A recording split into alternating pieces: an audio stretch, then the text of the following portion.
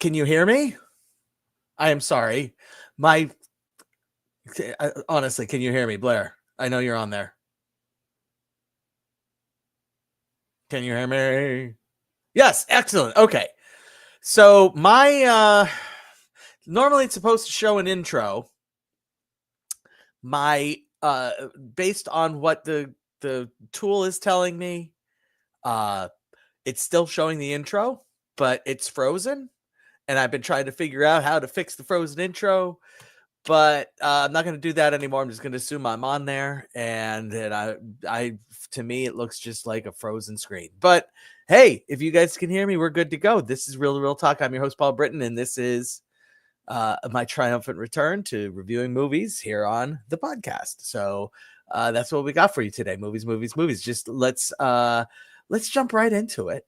Our first movie is The Amateur.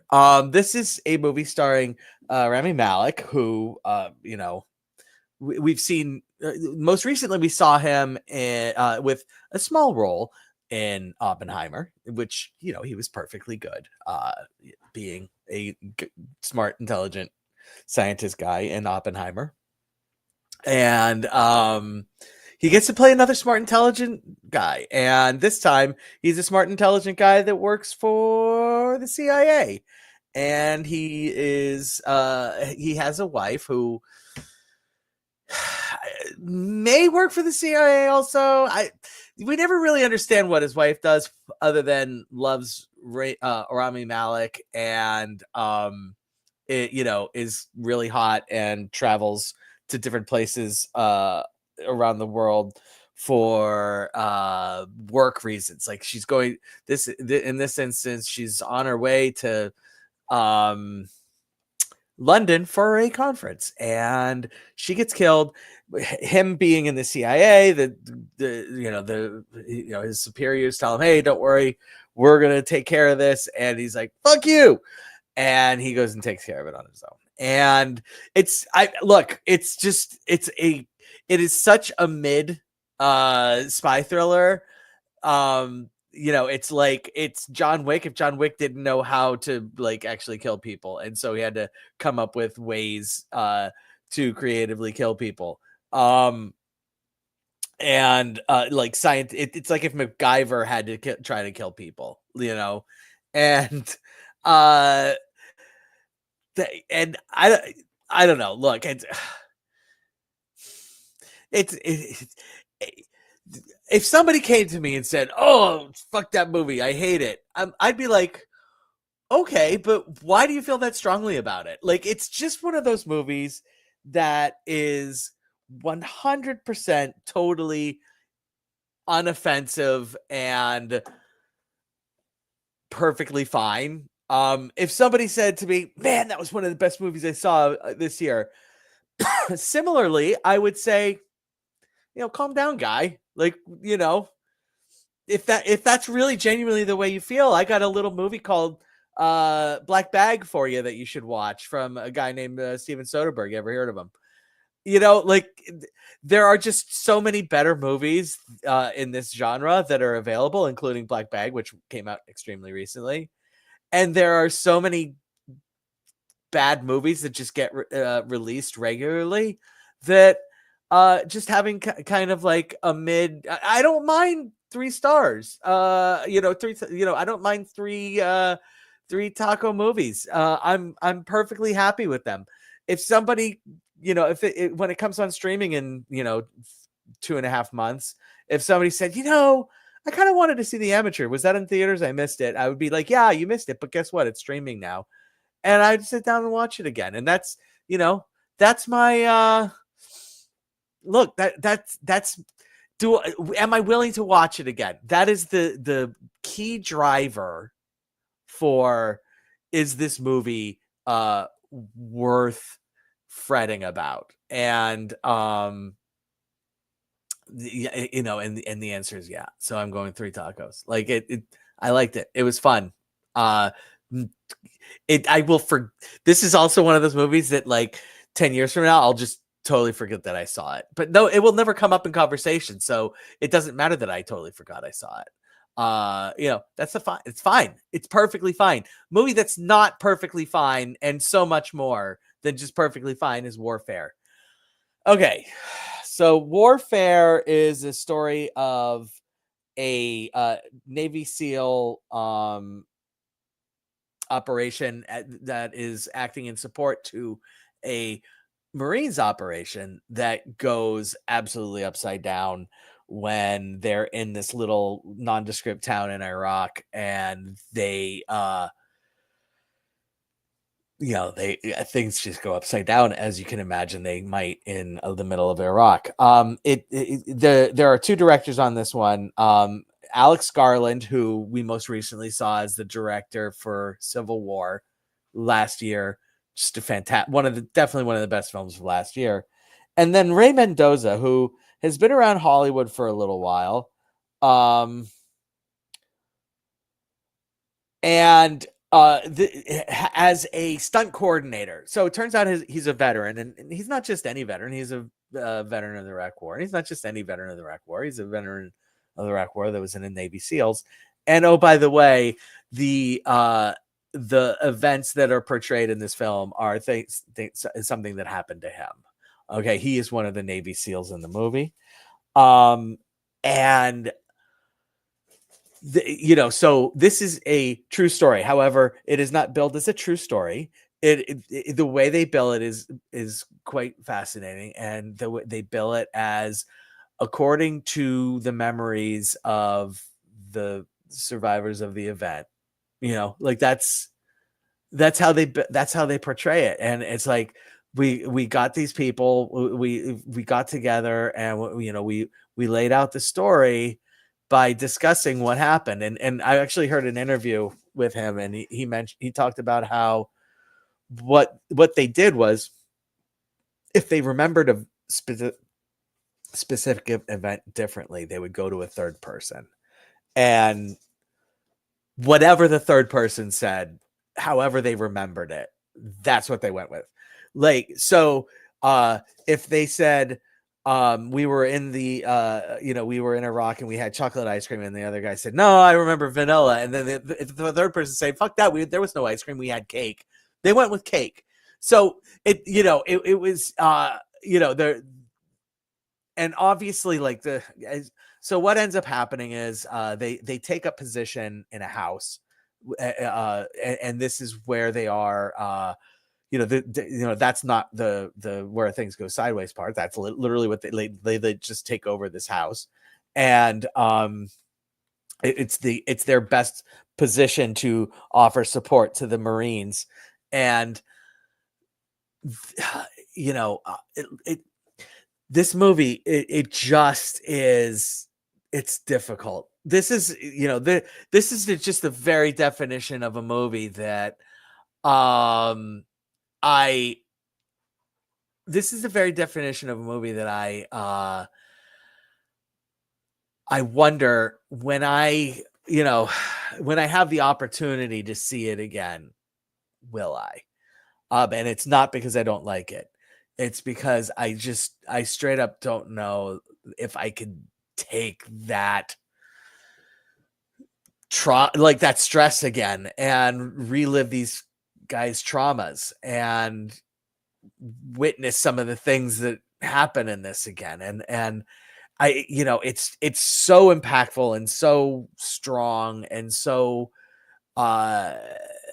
heavy and jaw-dropping and real that you just have to say, I have seen it, and bearing witness might be even more than what I can handle.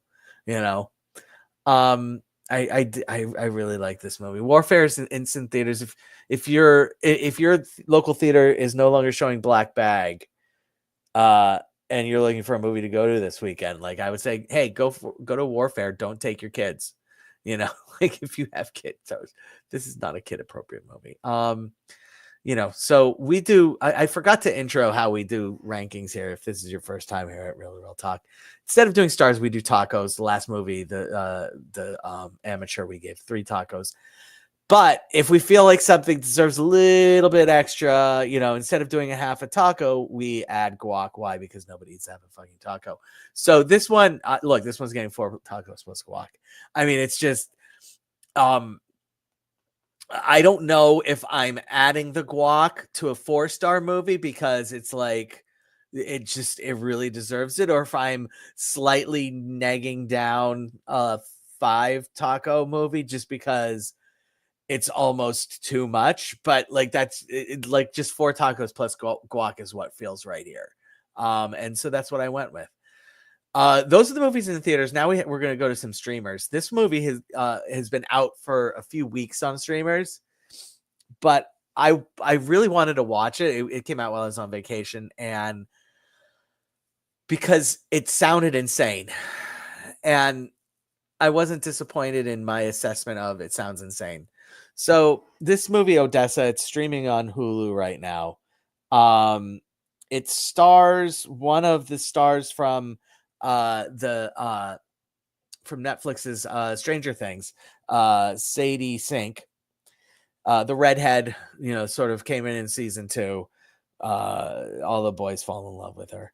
And it's a post-apocalypse movie, which, yes, I'm in. Like, I love post-apocalypse movies. Not only is it a post-apocalypse movie, it's a post-apocalypse musical. What? Yes, I'm in. Musical, definitely. Let us go. Let's go. Let's do it. A post-apocalypse musical. And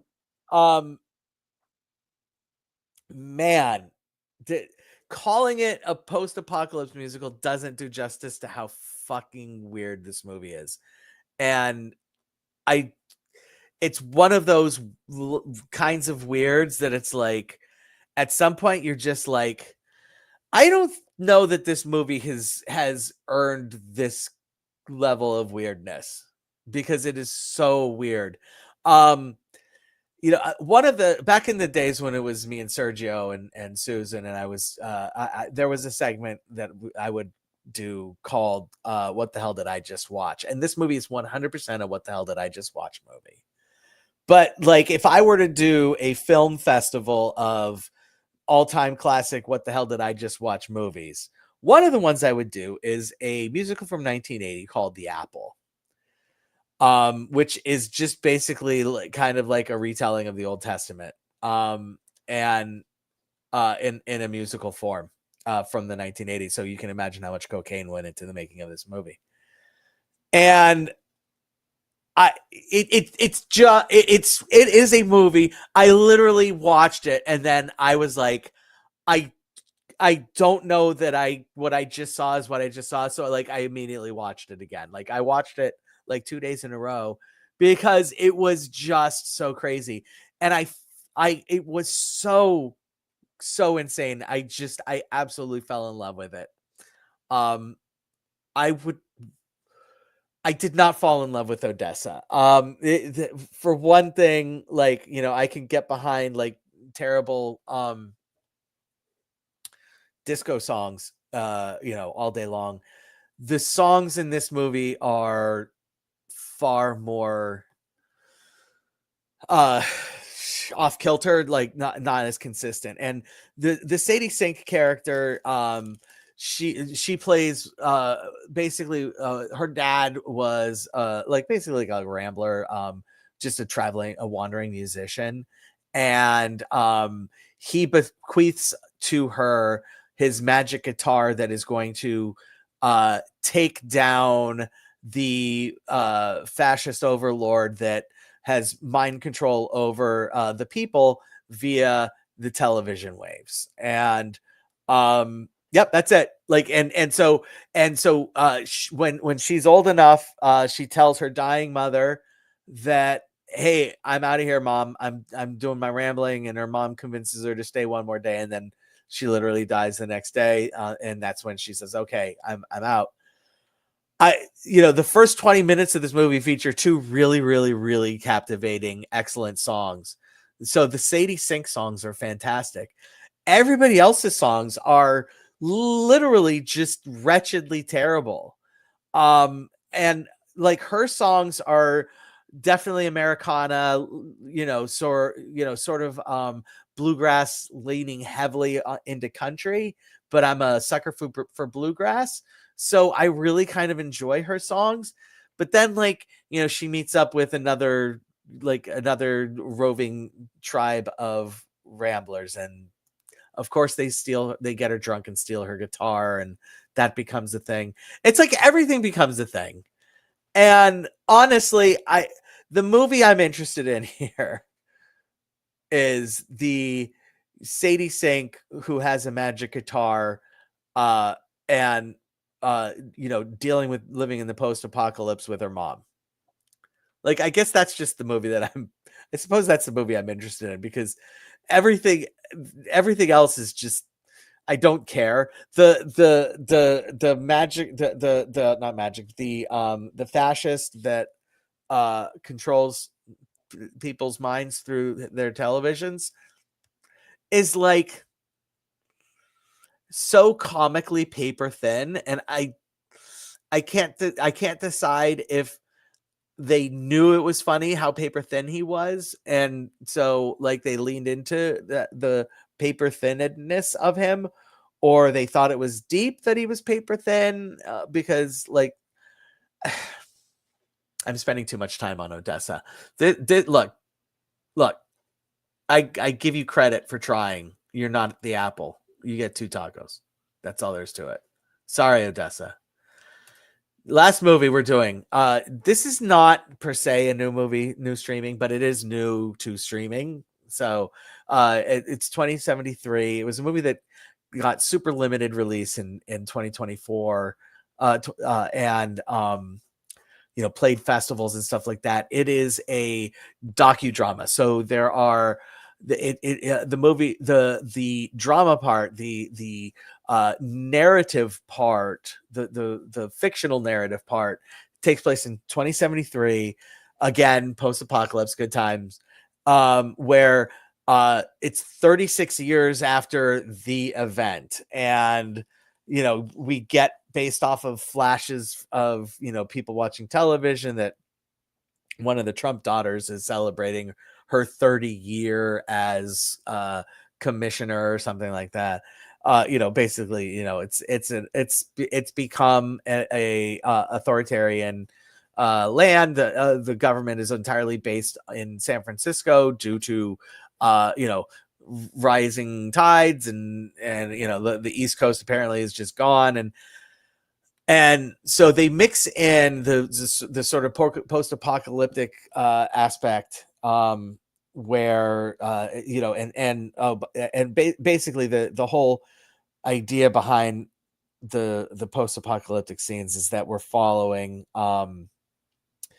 Samantha Morton, who is a mute, um, manage her way by living off of the grid, and trying to avoid the sort of fascist tech bro, obey people.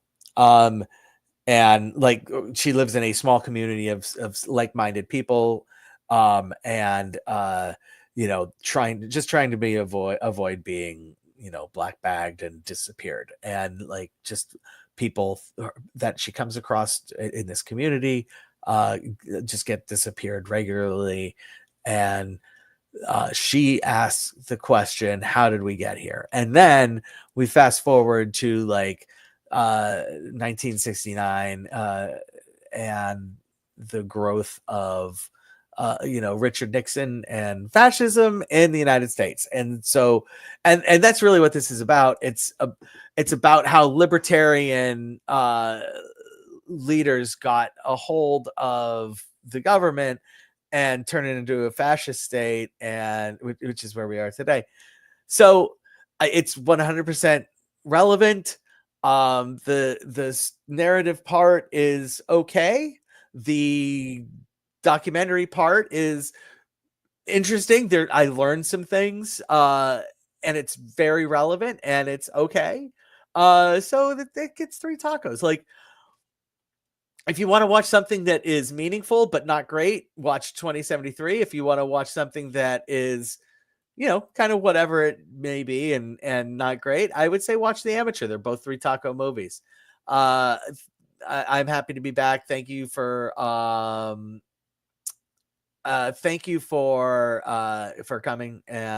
out and welcoming me back in my return. I will be back next week. All right. So have a good one.